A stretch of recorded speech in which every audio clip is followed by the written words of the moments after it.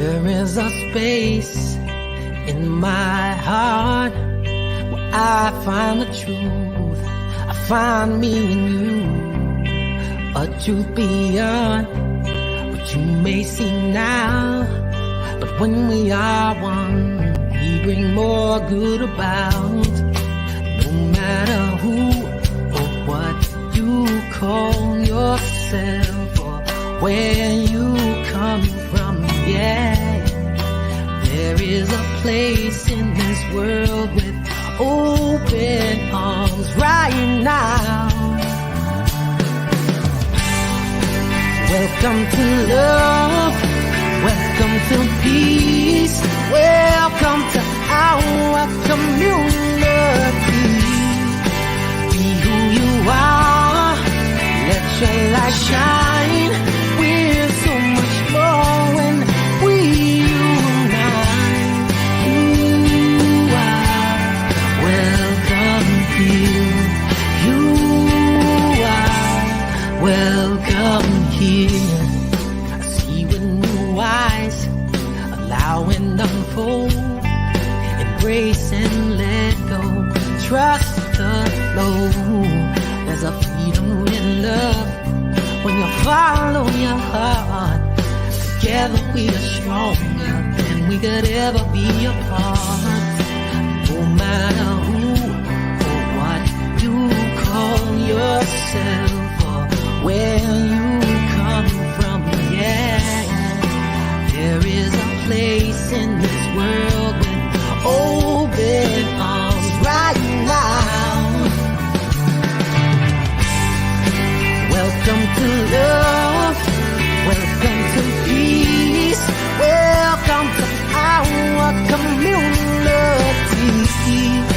Be who you are, let your light shine. We're so much more when we unite. You are welcome here.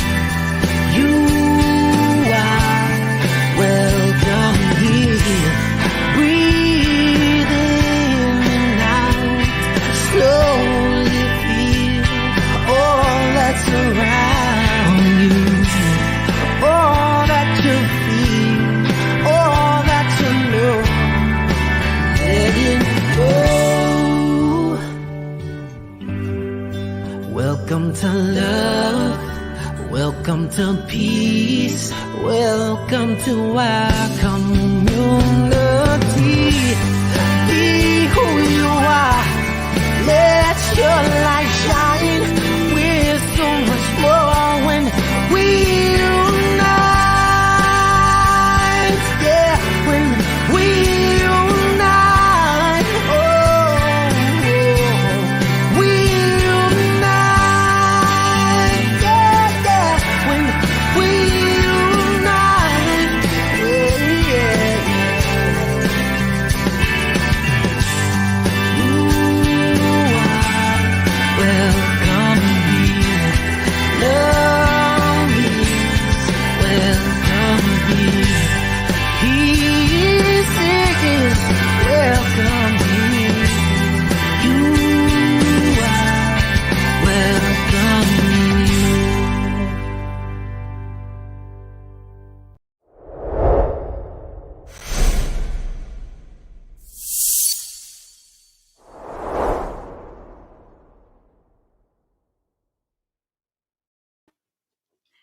Good afternoon and welcome. I am Reverend Cindy Grimes with Center for Spiritual Living Ocala, and I am so glad that you could join us today, whether you're joining us live or you're watching the recording at some time in the future.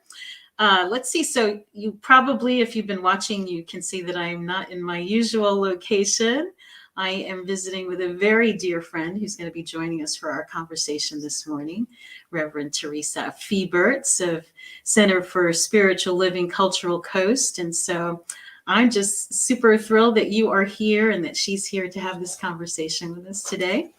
And I thought we'd start maybe with going over our values at Center for Spiritual Living Ocala. So we are just one of many centers for spiritual living that's located all over the world. And so these values are the ones that are important to us at our particular center. So number one on our list, as you can see, is spiritual growth and practice. So that is the reason that we come together. That is the reason that we exist as a community, is to learn from one another and to grow.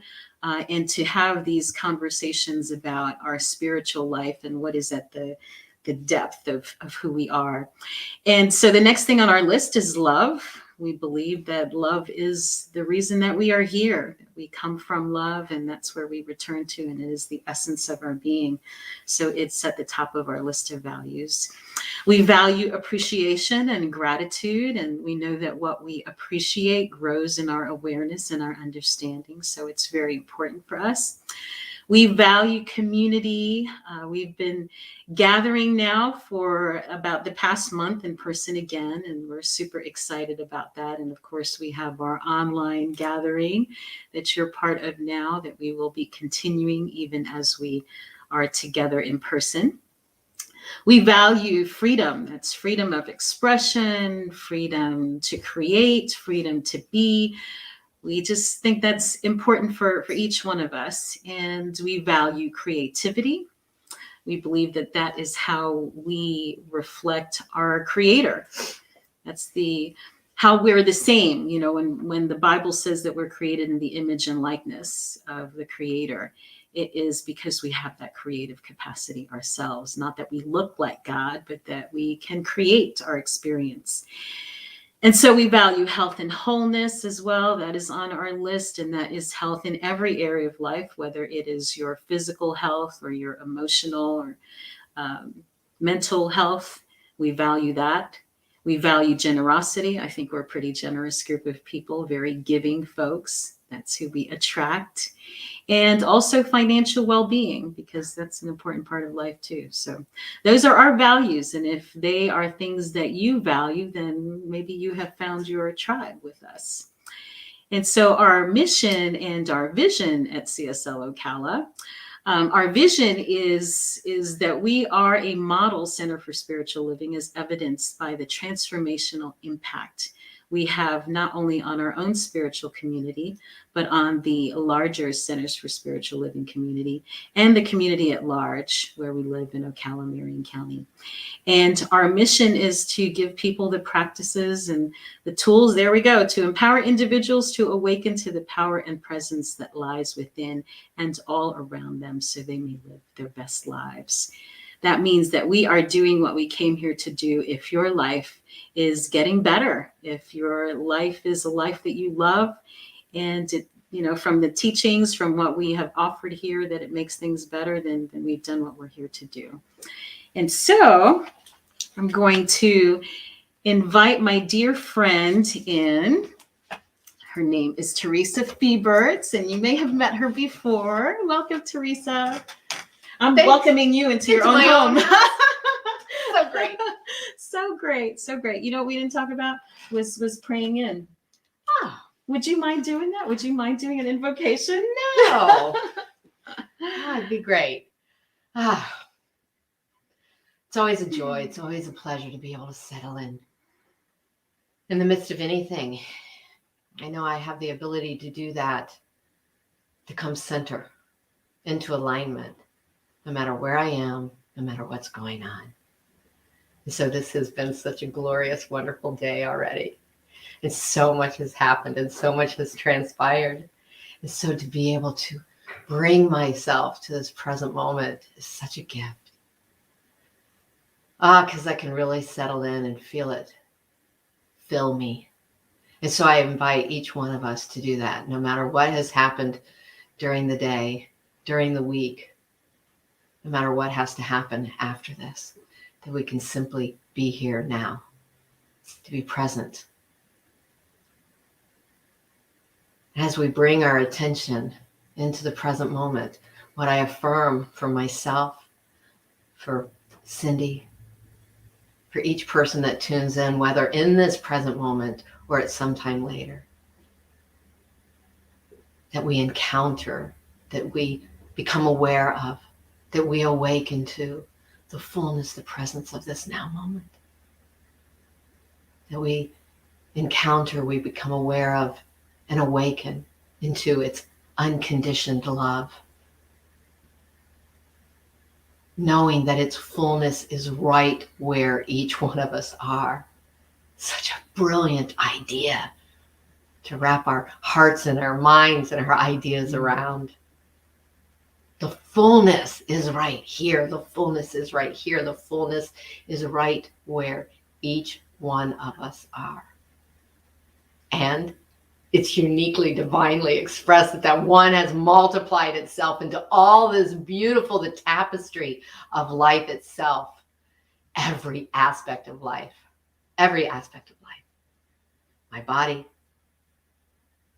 the floor in my house, the sun outside the house, the flowers, the trees, the birds, every aspect is that expression of divine presence.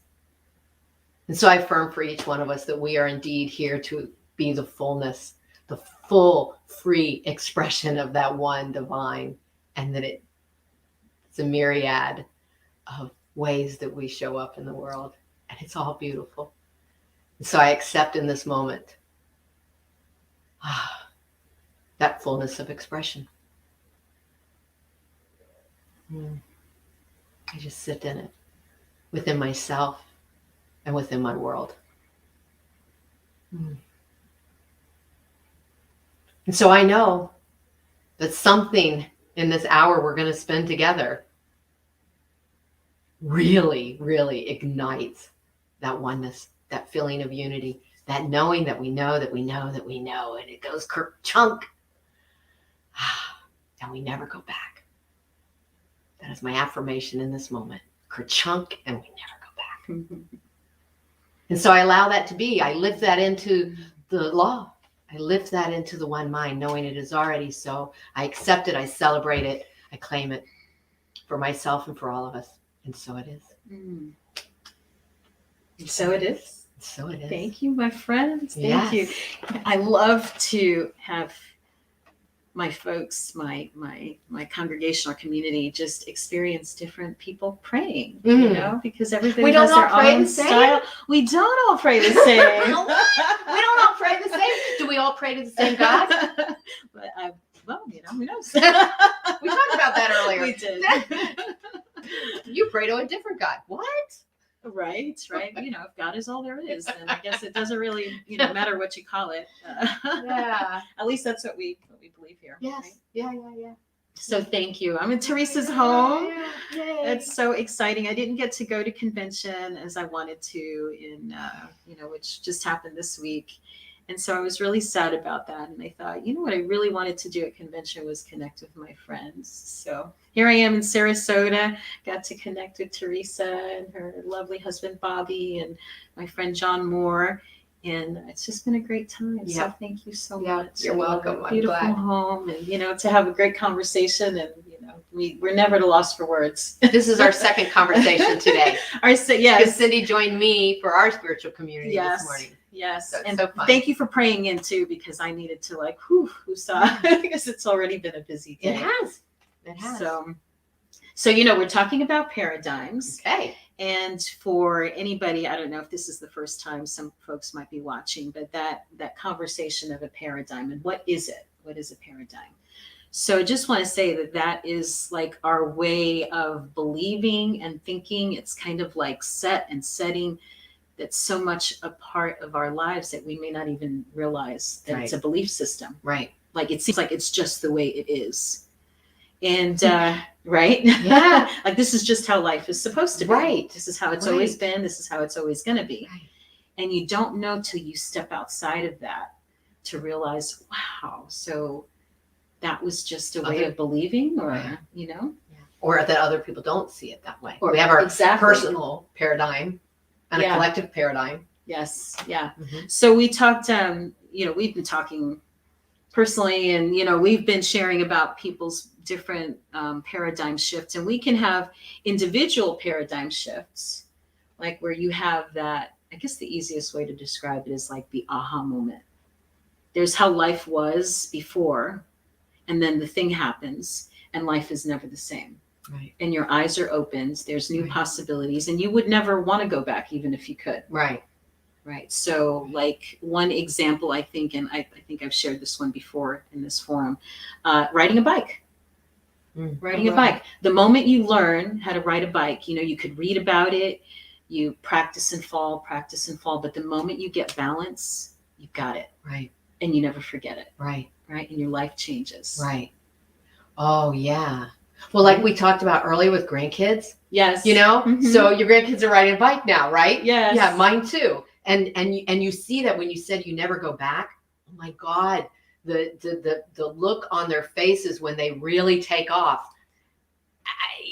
Yeah, it's like Yeah. a new world has opened freedom. up, right? It's I'm alive. I'm alive. Yes. Yeah, it's Yeah. so awesome. And we have moments like that, you know, all the Yeah. time. But that's one I think I that love most that. people can relate to, right? Yeah. And you Yeah. never, Yeah, you don't. it never forget. leaves you. I haven't been on a bike for, who knows, 30 years maybe. But I'm sure I could get on it and ride it Mhm. because that, you know, because of that shift. Right. So It's like it becomes cellular. yeah, exactly. You embody it. Mhm. You embody it. Mhm. So yeah, so I don't know if you wanted to share maybe an example of your own, because I thought we'd go from the personal paradigm to yeah. like the larger societal paradigms that we're dealing with now that are telling us that life isn't working at Right. its best. Right. You know. I'm going to quickly share two. Mhm. Because they kind of lead to one another, I think. So bear with me as I do it in a rather quick way. But I think the first one, many of us can get right into. I came into this teaching at age 31, and I was a victim of everything, victim of circumstances, victim of my parent, you know, how my parents parented me. I was a victim of in the relationship that I was in. But a really big one is I was a victim of alcoholism. And I was a victim of alcoholism. And it was not my alcoholism. And that was the aha. Mhm. That was the aha. I lived with it as a child. I married into it. And the moment I realized I'm not the alcoholic, I don't have a problem with addiction. I'm not addicted to this substance. The moment I woke up one day, the moment I realized that, I was like, oh, now I have choices. Mm-hmm. I chose to stay in the marriage for a year, maybe to prove to myself. And then I left the marriage, and I would never go back into a substance abuse relationship with anyone. I would not ever be that same person. Mm-hmm. So victimhood left me at that time too, or at least started peeling off of me. Right. Fast forward 30 years. 2 years ago, close to 30 years, 2 years ago, my appendix ruptured. I spent hours on the floor in the bathroom after passing out before my husband woke up and found me. Mm-hmm. So by the time I got to the hospital, my blood pressure, my, all my vitals were very, very low. And after they took those vitals, and I'm in the emergency room, room that they're working with me, I realized this is not sustainable. And so I said to my husband, I may not make it. I was like really aware that this is not, you won't live this way. You can't live with such a low pulse. Right. And they were doing tests. They were running tests. I don't know how long those tests are going to take. I was at such peace. It was so amazing. I was at such peace. In hindsight, I realized I was not afraid of death. That was huge. So that paradigm shift happened looking back. Mm-hmm. The aha was looking back. There was once a girl at 31 years old, a woman at 31 years old, that was afraid of her shadow, that was afraid of being alone, that was afraid that her whole life was going to be the struggle with alcoholism, right? Yeah. And now there's a woman that is not afraid to die. Yeah. And I live with that. I carry that today. Yeah. I don't have this. I mean, little fears are gone, and the big fear. Right. That's huge. It's huge. It's huge. It's huge. And so I carry that into every day in a way that I never would have even been able to articulate or imagine was possible. Right. I don't think I even imagined that was possible. And it's a shift that I'll never go back. Right. I'll never go back. It's like, growing up in a home with alcoholics, right? And then you think that that's the way life is. Right. So there's an expectation. It sets you up for, this is just the way life is. Right. This is so that it was comfortable to marry into it and not bat an eye, Right. Because it's familiar. Yeah. It's familiar. Yeah. And us human beings, we don't like change either. So we will go into a familiar, painful thing because we know what it is rather than face something that's unknown and uncertain. Right. Yeah. Right. Ouch. Yeah. Yeah. So there's two over a 30-year period that I know I'll never go back. Yeah. There's so many. So many. I've had so many in my life. I don't even know where to start. Right. Yeah. Talking about fears. So I did abuse investigations. It was one of my earliest jobs, And there was a night that I got called out to like the bad part of town in the projects, and it was 3:00 in the morning. Yeah. And I was terrified, like, I don't know what to do, and my husband's a police officer. And I was like, Grady, come with me. And he said, you're a big girl and this is your job and this is what you get paid to do. And I was like, what? I'm all alone. Wait a minute. No, but there were, you could call police to join you and whatever. And so that's what I did, even though I had this person at home that I was counting on to be my, security blanket, basically. He was like, well, you got to put on your big girl panties and do your job. What if you weren't married to a cop? And, and I went and I did the thing. I did what I needed to do. And I think that was a turning point for me too, since that moment was never afraid to travel or to do things on my own. Yeah. That was, but in the moment, in the moment of that, I was really angry at him first. It was like a tough love thing, but it grew me, I grew into something. Yeah. I can see gratitude then. Oh, absolutely. Like, wow, I'm a changed person. Yeah. And in the moment, though, I can't say that I was thrilled about it. No. Right. So you getting sick, that was maybe the catalyst, right? That wasn't a fun thing, but what came out of it, Oh, it was huge. Right. So I wanted to talk more specifically about like the larger paradigms that we're dealing with collectively. Right. We have our individual. Are we? Is it going on? We have our individual ones, and very often there's chaos and, pain that's associated with them. And I would say that's probably true on the collective as well. Right.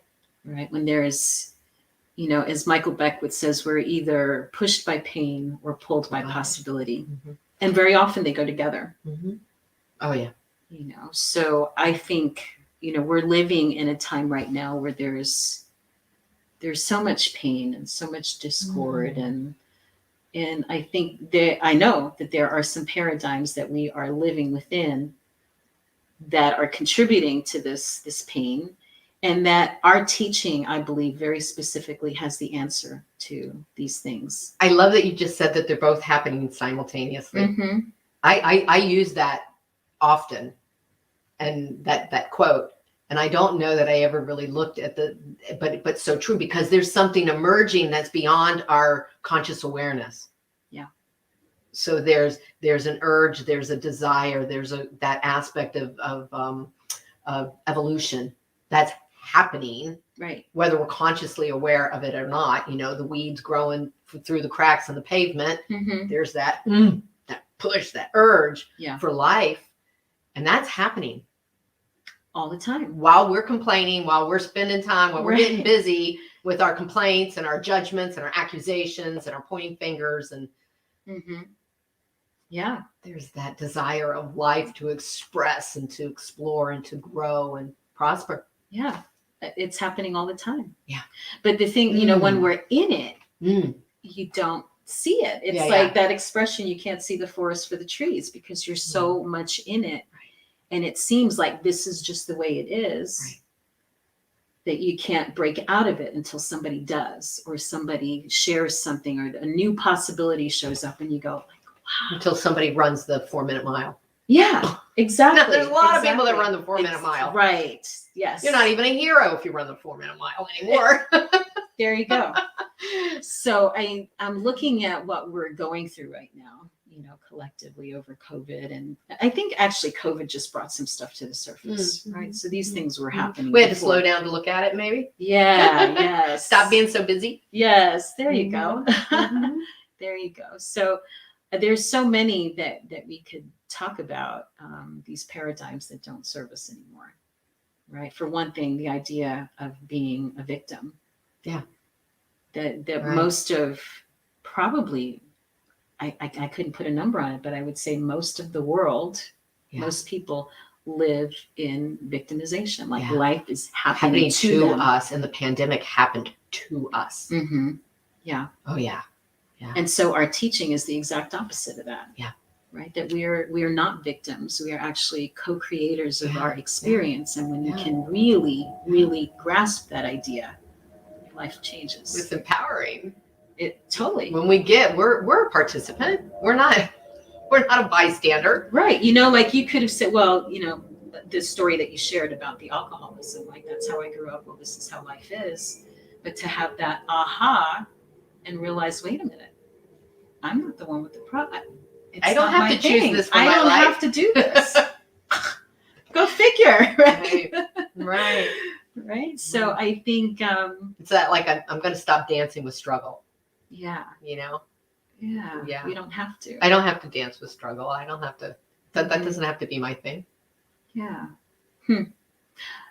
Pain and suffering. I think pain is an inevitable part of being a human being. Right. But the suffering, like the dragging it out. The story that we create around it. Right. All the story, all the drama. Mm-hmm. Is not necessary. And that's the victimhood part. Right. Mm-hmm. Like the life just is. Mm-hmm. And the victimhood part is the story that we ruminate in. Right. So how different would life be if we didn't look at ourselves as victims, or look at other people as perpetrators, or vice versa? Maybe some people see themselves as a perpetrator, victimizing other people, and like take that whole thing off the table. What would that create in our world? Right. Wow. Wow. Right. Wow. Like you can wrap your mind around that. Oh, but we need to wrap our minds around that. Those what ifs. Yeah. Those what ifs. And if we, as religious scientists in this philosophy, are not doing that, holding the possibility that there's infinite possibilities, we don't even have to. I don't even think we have to name it. Now, we do that a lot in our teaching. We're going to name it and claim it, right? We're going to bring it into form, but just being aware that there's something emerging, being in that anticipatory place of something's emerging, and it's God, it's good. Yeah. And even in the midst of the pain of it, so like we were talking about your house, you just like remodeled this thing. So that like there's the stuff that wasn't working, and then you have the remodel project, and it's messy and it's dirty, and it it takes a lot of energy and money, all of that stuff, right? But then you take it down, and then you create something new that's beautiful and better, and it works for you. And so and awesome. there was an ideal. There was a concept in my mind of what it would be, and it was calm and comfortable and peaceful. Do you feel that here? Oh yeah, it's a great space. It's a great space. And I wasn't here for the in between, the remodel. Right. But there was going to be calm on the other side of that chaos. Yeah. So again, to keep with that analogy, we're in pain in other areas. Yeah. Right. Victimhood. What else? Conflict. That's the other one that I like to talk about. Division. The paradigm, division, conflict. Like how many of us, there's a conflict, whether it's with a family member or someone you work with or whatever it happens to be. and I'll speak for myself, my natural tendency is to want to go away from it. Okay. Right? To not want to be in the conflict. But I guess that's why we're friends. That's why we're friends, because I'm gonna go in it. I got to fight it, you know. That would be my historical way of mine is the opposite. Conflict. Oh no, You're in it. I'm in it. Well, I think, and now I'm learning, and this is why I teach peace building. I think is because I needed to learn that lesson, that when there is that conflict, to look at it as an opportunity, for growth, for something. Disagreement is not. It's not a bad thing. Yeah, and it could be painful. It's not necessarily it can be messy. fun. It can be messy and yucky and all of that. But you know, to lean in, do what you need to do, and you know, you can come out on the other side of it. It's an opportunity to use your voice. It's an opportunity to hear. And you know, that reciprocal. I always love the idea of a reciprocal nature. There's so much in conflict that we play with. That's if you go in trusting it. And what are the other knowing you're going to come out on the other end? Yeah. Now people think that, you know, we're safer if we have more weapons, or we're safer if we isolate ourselves, or we're safer by not interfacing with certain people. And that's the exact engaging, right? And it's the exact opposite. I think we're less safe because we isolate ourselves. We're less safe. We're less safe.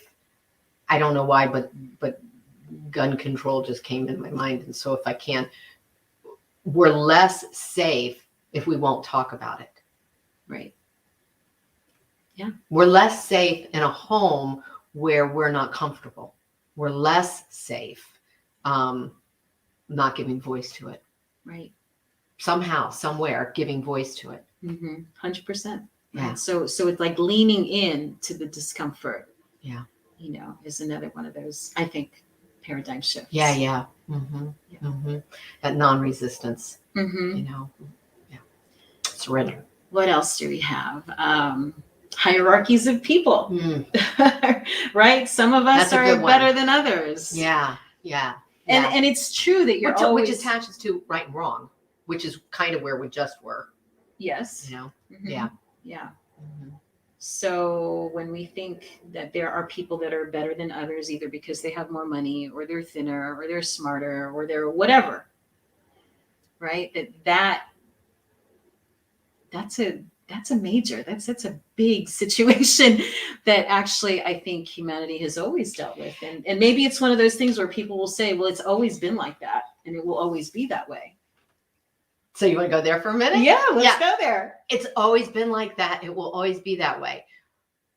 Well, we used to ride horses for transportation. Right? Yeah. Now we take rockets, you know, right? Like, just because it's always been that way doesn't mean it will always be that way. This girl used to be afraid all the time. Just because it was always that way doesn't mean it always will be, you know? I lived in a not safe house as a child. Doesn't mean it's always going to be that way. It's not that way anymore. Sure. So that's not a truism. And we say those kinds of things. That's the paradigm. We say those kinds of things as it is a truism, like it's true. It's always been this way. I hear that. It's not true.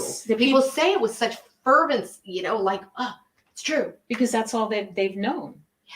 Right. You know, you and I were born in a time in the United States, and all that goes along with that, right? Of our culture and our upbringing and all of those things, that had we been born 200 years earlier or 50 years from now or whatever, it would be a whole different scene. Right. Well, so a whole different paradigm. Right. So we can't say, you know, we're not going to work on this or we're not going to do that because it's always been like this. It's always going to be this way. Why waste your time? Right. Well, and so we just proved that personally. So if we know that that's the case personally, and each one of you can think that way too, you know that there's something you used to do or believe or think that you do not do anymore. Right. Whether it's going to McDonald's or, you know, eating fast food and you just don't do it anymore, or drinking Coke, you know, soda, because I shouldn't label companies, but drinking soda, and you don't drink soda anymore, or whatever. There's things, right? Mm-hmm. And we just don't do them anymore. Well, if we could do that in our personal lives, we absolutely do that collectively. That's what a paradigm is. It's our collective. We have the personal, a collective paradigm. Yeah. We're just in some kind of agreement that this is truth. Right. That this is how it is. So our paradigm, Centers for Spiritual Living, what we teach, right, in religious science, is that we are all one. Yeah. That we are all one. And if we could really grasp and live into that idea, how different life would be. Right? Because then what I do to somebody else, I am actually, it comes back to me. Yeah. We're so interrelated, and COVID has taught us that. I mean, how could you not see that? It matters what happens in China.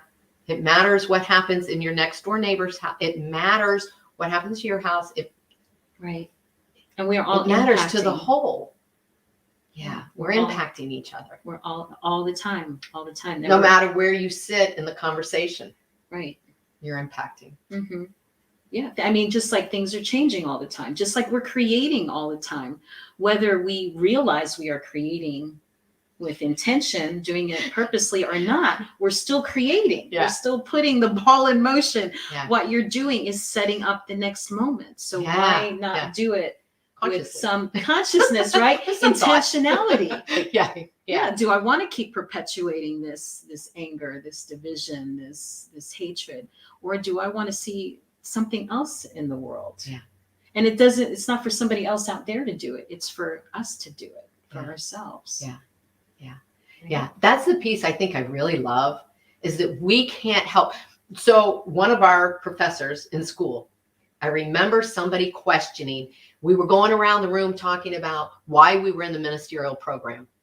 And like maybe the last person to speak said, well, some people are talking about their calling, they've always known or whatever.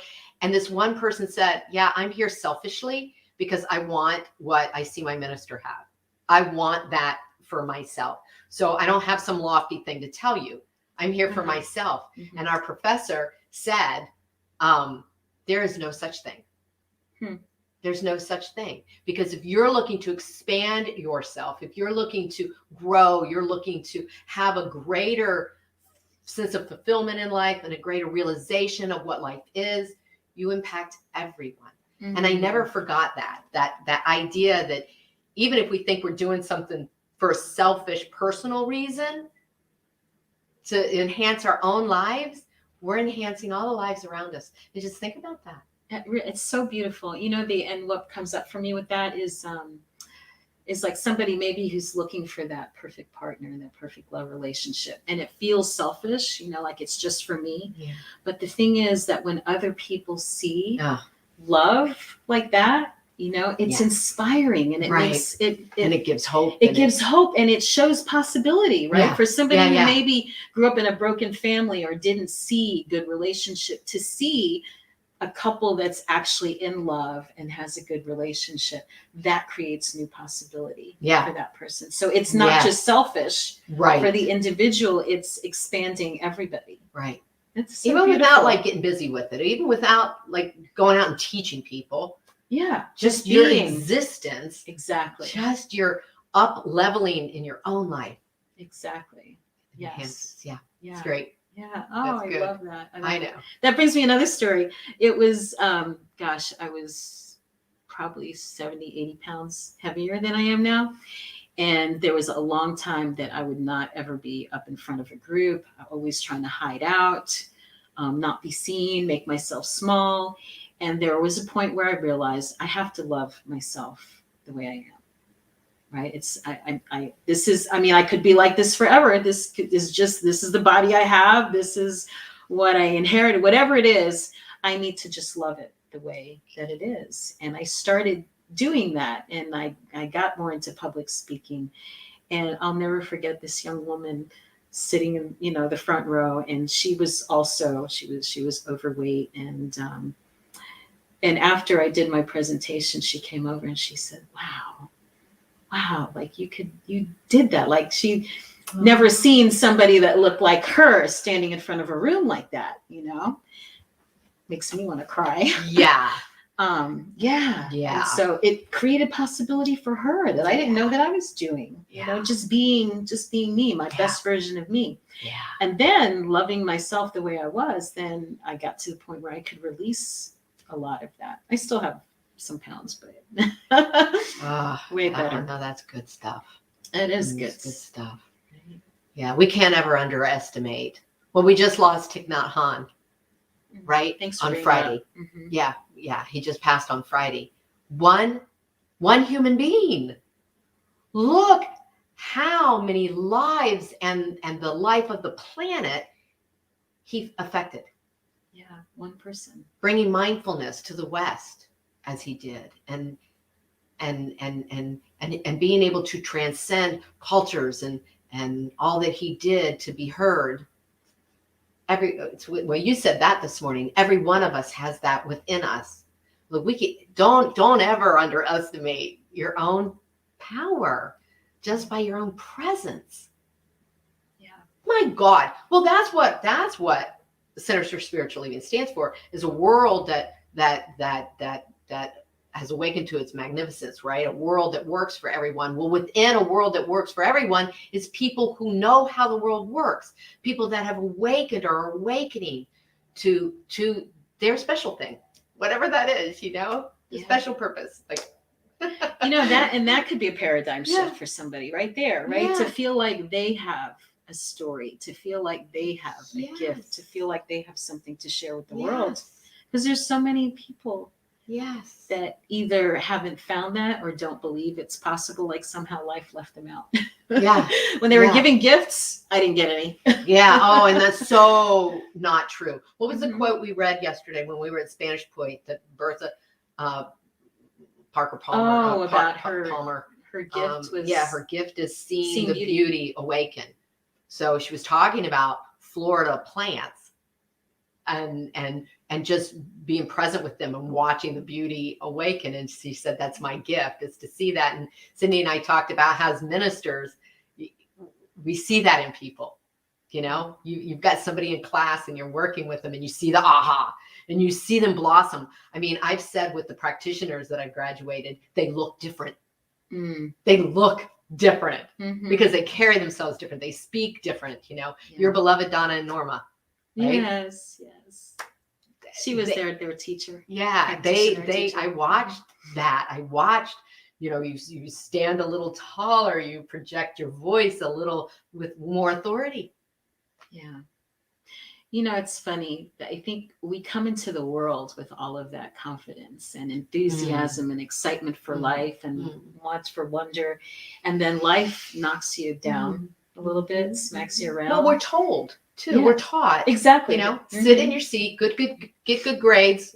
For me, girls, stop talking so much. We're taught to we get bring domesticated. Your light down. We get domesticated. Yeah. Stop shining that light. It's a little bright, bring it down. Yeah. And then we spend the next part of adulthood letting go of all of that stuff. The second half of my life. Yeah. Huh. Interesting. It is interesting. And for me, it literally was a third, like my first 30 years was dimming it. My second 30 years is, so now I'm going to be 61 in a couple months. So now it's like, woo, woo, what's next? What is going to be next? Oh, I love that. I'm not to that number yet. Very close. And I think you just gave some possibility right there, right? For anybody who's going for a next birthday, the next zero. Geez. I don't have any problem telling my age. I'm super excited that I'm going to be 61 and wow. Nobody would ever guess that. How How fun is life, Yeah. So life. I just hope we just created some possibility for people. And I'll tell you, the 50s were fabulous. For me, 50s. Talk about paradigm shift, just looking at your age. Think about from 10 to 20. Oh, yeah. 20 to 30. 30 to 40. Right. Painful years for me. 30 to 40. Same here. That was probably the worst. 30 to 40. And definitely the worst decade for me. 40 to 50. 50 to 60, way different. Way better. Yeah, way better. So Way maybe better. 60 is So going to be 60 to 70 is going to be better. Yeah. We got it going on. I was like, what's going to happen? Wait, and then paradigm shift. Think about your grandmother at 60. Oh, yeah. However many years ago. Like, Oh, yeah. What was grandma like? How old was back Ernest then? Holmes when he died? You seen pictures of him, how old he looked? And then in old movies, think about black and white movies and they show somebody that's 60. And they looked really old. right? I'm like, oh my goodness. Glad I don't have to dress like that. 50's the new 30. Yeah, We're in 60s. But that's a paradigm shift, isn't it? Mm-hmm. And I don't know, we'd have to research, like, where did that come from? That we're not aging, we're growing. We're not dying, we're evolving. Yeah. That's a paradigm shift right there. I love it. I love it. I wonder if people are commenting. I don't know how to set it so we can see if there's comments to answer anything before we close out. And I'm not seeing them. Because they're right there. Yeah, because there they are, and I don't have my glasses on. Okay, well, let me tell us what people are saying. Yeah. Well, hello, family from Phoenix is Rising. Welcome. Lots of welcomes. Let's see. Oh, Hawaii. Oh, how fun is that? Oh, someone's visiting us from Hawaii. Yeah. How wonderful. Yeah, Kristen Bartlett. Look at that. How cool is that? I love it. Mary Ellen. Awesome. So let's see. I'm not seeing any questions. No, not at all. Mary Ellen, great to be able to disagree and to agree. And regarding what happens everywhere happens to all of us. I love that we're not aging, we're evolving. Yes. Amen, Mary Ellen. Amen. So true. We're not. So let's see. And how we always think of humanity evolving, right? That's a collective. When we think of evolution, we typically think of it being humanity, and like from dinosaurs to, like we think of big things, but though we just did those decades, those were evolutions. Personal, yeah. Evolution. And the microcosm is part of the macrocosm. Right. So what we're going through individually, I think Mhm. we're going through collectively. So we do our own work. The whole world's evolving. Awesome sauce. Yeah. Thank you for this conversation. I actually feel really, really good, really good, and excited at the possibilities. I didn't think I'd be super excited at the prospect of turning 60, but you just turned that all around. It's funny. I remember one time. Can I say real quick? Yeah. I remember one time I was at a function, a real estate function. Other hat, realtor, and I was with my mom. I'm like multi-generation realtor. I was with my mother, and I went to college with somebody that was there, and he looked older than I do. And I said in a whole group of people, "Oh my God, look who's here!" And we went to college together, and blah blah blah. And my mom said to me later, "Don't ever say how old I am." I'm like, "Did I say how old you were?" I couldn't remember ever saying how old she was, but by association, well, somebody's going to sit there and do the math and think, well, that if he's, looks this age, then you must be this age, then she must be this age. And I was like, oh my goodness, that's the struggle. Like, let that stuff go. Yeah. We We could keep going on with the paradigm shifts, but to get to the point where your own voice is the most important one, not what other people are saying, but what you believe and what you know about yourself. Yeah.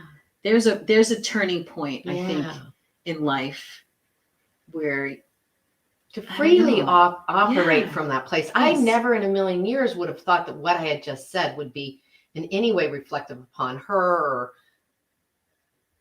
I was just enjoy. I was just being enjoyed. Yeah. But to allow that freedom of expression and authenticity and to be you. To be you. It was a big thing to step into. Yes. Those are big shoes to fill, people. Fill your own shoes. So let's see. Oh, we're like way. Oh, we went way over. All no, right, really? so, 3:49? Yeah, we need to close out. So I don't know if you want to say anything else in closing about paradigms. No, just that I'm so grateful to do this with you. Sister from another mister. That's her line. Yes, But I'm just grateful. Well, I'm grateful too, and I'm grateful to have different voices, from the community here. When I came into Science of Mind Centers for Spiritual Living, there was just our little center. I didn't know there was anything else, that there was anybody else.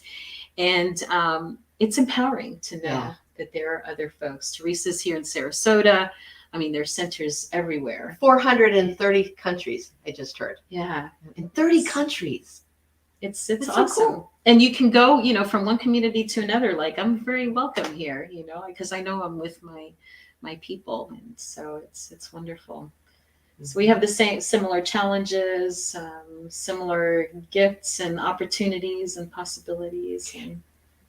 And when we're unique. Yes. Like what you're doing with your community is different than what I'm doing with my community in some ways. In many ways, it's very similar. Yeah. But that expression, just like we each look different, we each have different unique gifts, the expression of the one is multiple. Yes. Yeah. I love it. And it can't be multiplied if you don't express it. So we're different and we're diverse and we're one at the same time. And that's a paradox, not a paradigm. But That's right? a paradox. Yes. Yeah. All right. Let's see if there's anything else here before we close out. 30 countries. Love you, ladies. I